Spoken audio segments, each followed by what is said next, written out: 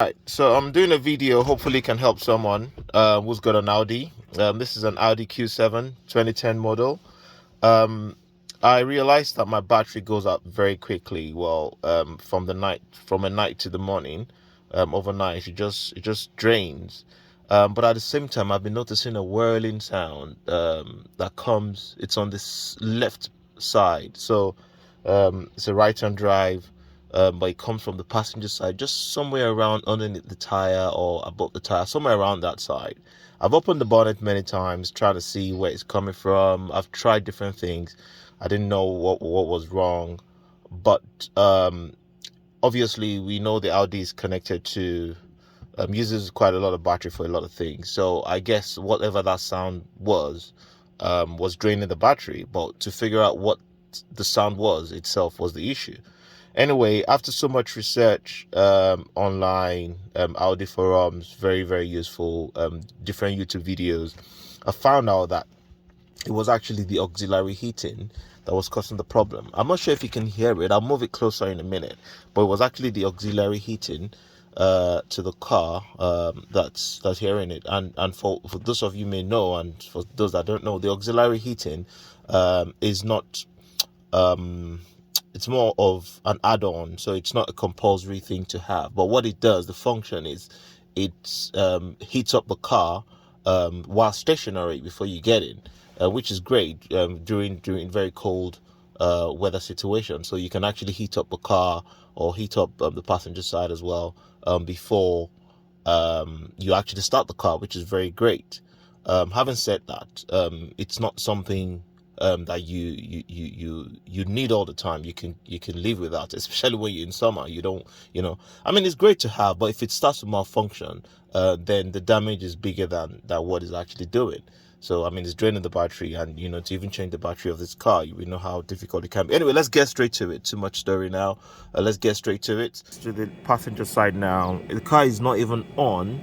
The engine is off, and this is the sound. So it sounds like it's from the coolant or from the AC or from but it's actually draining the battery as it is right now. But I'll show you what I found. If you don't need it, if you assume you don't need it, or you're not in a very cold weather situation, all you need to do is really just find the fuse box and remove the fuse that brings this connectivity into the car. And that's what we're gonna do now. So yeah, I'm just gonna ask my son to hold the video for a second. So this is one of the fuse compartments. So just get something flat. This is a forceps. Just dip it in. Dip it in and get it out. And you can see the fuse is located right there. Just zoom in a little bit. There we go. Right, so you can see it. Right, so on the interesting thing I also found is on the fuse list where it tells you which panel to go to, the first, second. So you've got the first, second, and third. So if you see closely, they've said that my auxiliary heating is on A panel and is the fifth one, which is this one, right? Which technically should be that, but I realized that the amps were not coordinated, or were not aligning with what I'm seeing here. So after fiddling around, I realized that it's actually on the second one, although it does say fan sensor on the second one, but it's not, because I've done the test. So if I remove this, which is the 20 amp, it should be 20 on this side, but they've sort of just done the arrangement. I'm not sure how. So if I pull that out, just listen to the sound and see how the sound just stops immediately. Just listen to that. There we go. That's it. Job done.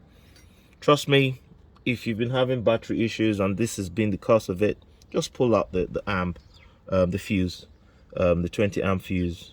I'm not sure what the arrangement will be on your car, but just make sure you're pulling out the right one, and you won't have any battery issues any longer. All the best. Thank you.